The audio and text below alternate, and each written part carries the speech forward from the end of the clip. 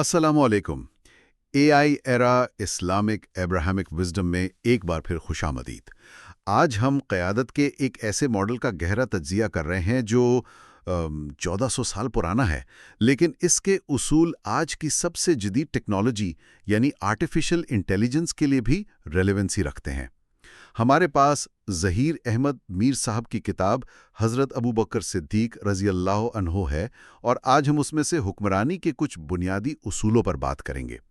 اس سے پہلے کہ ہم گہرائی میں جائیں، یاد دلاتا چلوں کہ ہمارے چینل کو سبسکرائب کرنا نہ بھولیں، اور اگر یہ گفتگو پسند آئے تو اسے لائک اور شیئر ضرور کیجیے گا۔ تو آئیے اس نظام فکر میں اترتے ہیں اور دیکھتے ہیں کہ یہ آج ہمارے لیے کیا معنی رکھتا ہے۔ اچھا، تو سب سے پہلی بات جس نے مجھے اس ماخذ کو پڑھتے ہوئے چونکایا وہ یہ تھی کہ حضرت ابوبکر صدیق رضی اللہ عنہ کے لیے مشاورت یعنی شورا کوئی رسمی کارروائی نہیں تھی، کوئی چیک باکس ایکٹیویٹی نہیں تھی کہ بس میٹنگ کرنی ہے تو کر لی۔ بالکل۔ بلکہ مصنف واضح کرتے ہیں کہ ان کے نزدیک یہ درست فیصلے تک پہنچنے کی ایک لازمی شرط تھی۔ مقصد لوگوں کو خوش کرنا نہیں تھا، بلکہ اجتماعی عقل سے بہترین نتیجے تک پہنچنا تھا۔ جی، اور یہ ایک بنیادی فرق ہے۔ یہ قیادت کے پورے فلسفے کو ہی بدل دیتا ہے۔ مطلب یہ ہے کہ کوئی بھی لیڈر، چاہے وہ کتنا ہی قابل کیوں نہ ہو، اکیلا مکمل نہیں ہے۔ جب مشاورت کو ایک اصول کے طور پر اپنایا جائے تو فیصلے ذاتی پسند ناپسند یا کسی ایک فرد کی محدود سوچ سے بالاتر ہو جاتے ہیں۔ اس سے قیادت اپنی فطری انسانی کمزوریوں اور تعصبات سے یوں سمجھے محفوظ ہو جاتی ہے۔ یہ بات مجھے سوچنے پر مجبور کرتی ہے کہ آج کی کارپوریٹ دنیا میں بھی کتنی بار فیصلے بند دروازوں کے پیچھے ہوتے ہیں اور مشاورت صرف دکھاوے کی ہوتی ہے۔ جی بالکل۔ تاکہ ٹیم کو لگے کہ ان کی بات سنی گئی، جبکہ فیصلہ تو پہلے ہی ہو چکا ہوتا ہے۔ یہ ماڈل تو اس سوچ کی مکمل نفی کر رہا ہے۔ یقیناً یہ دراصل اختیار کی تعریف کو بدلتا ہے۔ یہاں اختیار کا مطلب حکم چلانا نہیں، بلکہ بہترین خیالات کو سامنے لانے کا عمل ہے۔ اچھا، اس کتاب میں جو بات مجھے سب سے زیادہ حیران کن لگی وہ یہ تھی کہ حضرت ابوبکر رضی اللہ تعالیٰ عنہ تب بھی مشورہ کرتے تھے جب انہیں اپنی رائے پر 100% یقین ہوتا تھا۔ عام طور پر تو ہم یہی سوچتے ہیں کہ ایک مضبوط لیڈر وہ ہے جو پراعتماد ہو، اپنے فیصلوں پر قائم رہے۔ یہ بات تو اس کے بالکل الٹ لگتی ہے۔ دیکھیں، یہ قیادت کے بارے میں ایک بہت عام لیکن میرے خیال میں غلط فہمی ہے۔ اچھا۔ جی، یہ جو آپ کہہ رہے ہیں یہ کلاسیکی مخمصہ ہے، رفتار بمقابلہ معیار۔ اس کتاب کا مرکزی نقطہ یہ ہے کہ یہ عمل کمزوری نہیں بلکہ غیر معمولی فکری طاقت اور عاجزی کی علامت ہے۔ یہ سوچنا کہ میری رائے حتمی ہے اور اسے کسی جانچ کی ضرورت نہیں، یہ دراصل فکری غرور ہے۔ تو آپ یہ کہہ رہی ہیں کہ یہ ایک طرح کا کوالٹی کنٹرول پروسیس تھا، جیسے آج کل ٹیکنالوجی کمپنیاں کسی پروڈکٹ کو لانچ کرنے سے پہلے اس کی سٹریس ٹیسٹنگ کرتی ہیں؟ بالکل یہی، آپ نے بہت اچھی مثال دی۔ یہ فیصلے کی سٹریس ٹیسٹنگ تھی۔ مقصد یہ نہیں تھا کہ اپنی رائے بدلی جائے، بلکہ یہ دیکھنا تھا کہ کیا وہ رائے شدید تنقید اور مختلف دلائل کے سامنے ٹھہر سکتی ہے یا نہیں۔ صحیح۔ اور اس عمل کے دو فائدے تھے۔ ایک تو فیصلہ مزید مضبوط ہو جاتا تھا، اور دوسرا، جب باقی سب لوگ اس عمل کا حصہ بنتے تھے تو فیصلے پر عمل درآمد کے وقت وہ صرف ایک فرد کا فیصلہ نہیں رہتا تھا بلکہ اجتماعی فیصلہ بن جاتا تھا۔ جی بالکل، اس سے پوری ٹیم میں فیصلے کی ملکیت کا احساس پیدا ہوتا ہے۔ تو جو چیز بظاہر غیر مؤثر لگ رہی ہے وہ دراصل طویل مدت میں سب سے زیادہ مؤثر ثابت ہوتی ہے۔ ٹھیک ہے، تو آپ نے اختلاف رائے کی بات کی۔ یہاں ایک فطری سوال پیدا ہوتا ہے کہ اس کی حدود کیا تھیں؟ اگر ہر کسی کو اختلاف کی اجازت ہو تو انتشار پھیلنے کا خطرہ نہیں ہوتا؟ یہ ایک بہت اہم اور نازک توازن ہے، اور مصنف نے اس پر خاصی روشنی ڈالی ہے۔ یہاں ایک واضح لکیر کھینچی گئی تھی۔ اختلاف رائے یہاں تک کہ شدید اختلاف کی بھی مکمل اجازت تھی۔ اچھا۔ لیکن اس کا دائرہ کار پالیسی اور حکمت عملی تک محدود تھا۔ نظام سے بغاوت یا معاشرے میں انتشار پھیلانے کی اجازت ہرگز نہیں تھی۔ یعنی آپ بحث کر سکتے ہیں کہ ہمیں یہ جنگ کیسے لڑنی چاہیے، جی، لیکن آپ یہ نہیں کہہ سکتے کہ ہمیں اس ریاست کے خلاف ہی اٹھ کھڑا ہونا چاہیے۔ بالکل، بحث کی اجازت تھی لیکن نظام شکنی ناقابل قبول۔ اسے سمجھنے کے لیے کوئی جدید مثال دے سکتی ہیں؟ ذرا ایک کمپنی کی بورڈ میٹنگ کا تصور کریں۔ ٹیم اس بات پر گھنٹوں بحث کر سکتی ہے کہ آیا ہمیں پروڈکٹ اے لانچ کرنا چاہیے یا پروڈکٹ بی۔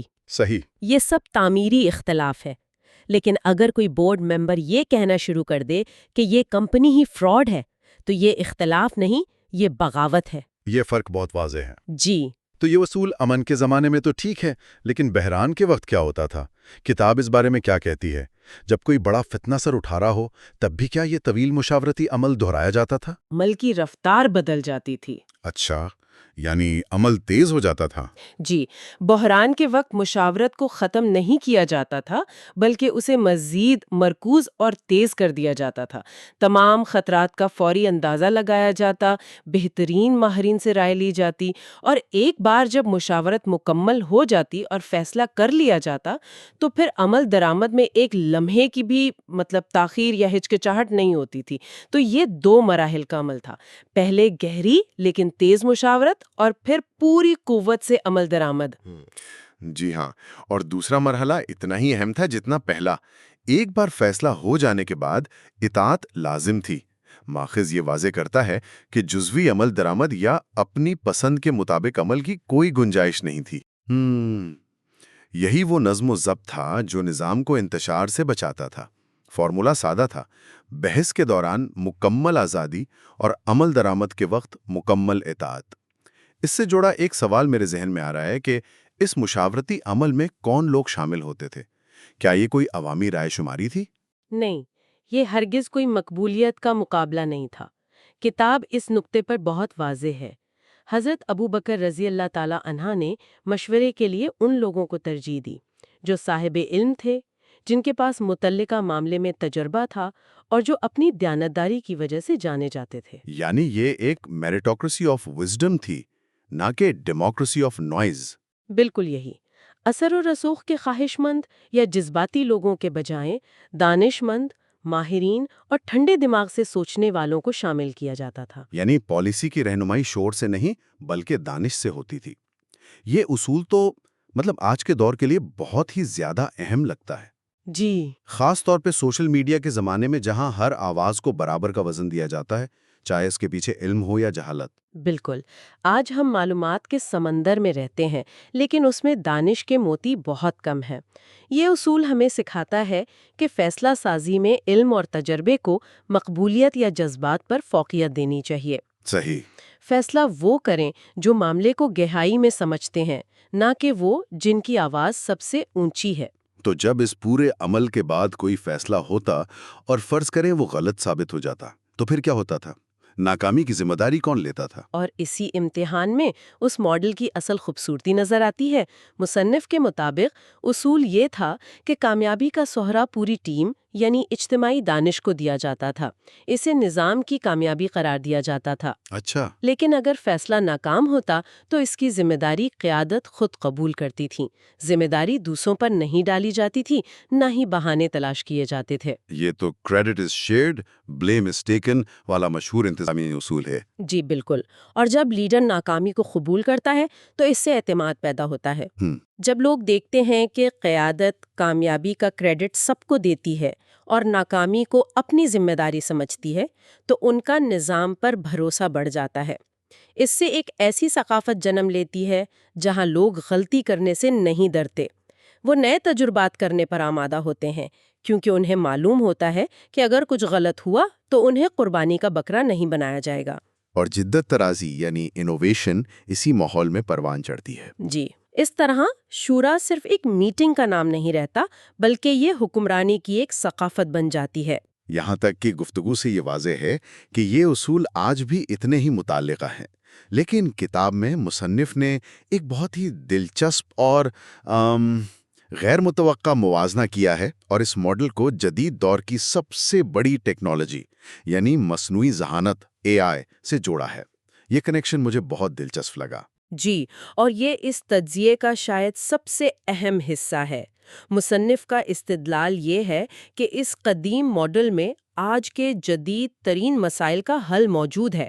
مثال کے طور پر آج کل ہم طاقتور الگوریدم بنا رہے ہیں جو مالیات سے لے کر صحت تک ہر شعبے میں فیصلے کر رہے ہیں۔ صحیح. اس ماڈل کا اصول ہے کہ اختیار کو کسی ایک جگہ پر مرکوز نہ کیا جائے. یہ اصول جتنا ایک انسان یعنی سی ای او پر لاگو ہوتا ہے اتنا ہی ایک مشین یعنی الگوریدم پر بھی لاگو ہوتا ہے. یعنی اگر آپ تمام فیصلے ایک بلیک باکس الگوریدم پر چھوڑ دیں تو آپ وہی غلطی کر رہے ہیں جس سے یہ ماڈل روکتا ہے. بالکل، ایک واحد غیر جانچ شدہ اتھارٹی پر انحصار کرنا. تو اس کا حل کیا ہے؟ کیا ہمیں اے آئی کا استعمال روک دینا چاہیے؟ نہیں، بالکل نہیں. حل یہ ہے کہ خود کار نظاموں پر انسانی نگرانی کو یقینی بنایا جائے، یعنی ایک human in the loop system ہو.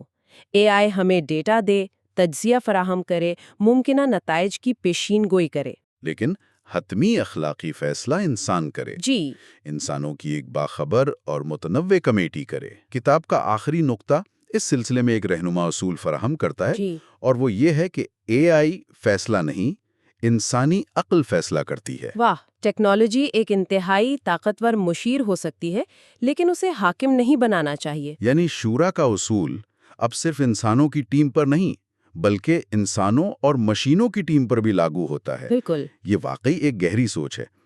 تو آج کی اس ساری گفتگو کا اگر خلاصہ کیا جائے جی. تو وہ اس کتاب کے اس بنیادی جملے میں موجود ہے کہ طاقتور قیادت وہ ہے جو سنتی بھی ہے، فیصلہ بھی کرتی ہے اور عمل بھی کرواتی ہے. یہ ایک مکمل دائرہ ہے. سننا، پھر فیصلہ کرنا اور پھر اس پر عمل کروانا. بالکل درست. اور اس گفتگو کے اختتام پر میں سامعین کے لیے ایک سوال چھوڑنا چاہوں گی جو اس کتاب کی روح سے ہی نکلتا ہے. ہم نے اس بات پر زور دیا کہ مشاورت کے لیے ماہرین اور اہل علم کو مقبول عام رائے پر ترجیح دی جاتی تھی. تو آج کی دنیا میں جہاں سوشل میڈیا کی وجہ سے ہر آواز کو ایک پلیٹ فارم ملتا ہے، ایک جدید لیڈر یا ادارہ قیمتی اور متنوع آراء اور محض جذباتی شور کے درمیان فرق کیسے کر سکتا ہے؟ بہت اہم سوال ہے. اور وہ نازک لمحہ کب آتا ہے جب عوام کی ہر آواز سننا ایک طاقت کے بجائے کمزوری بن جاتا ہے؟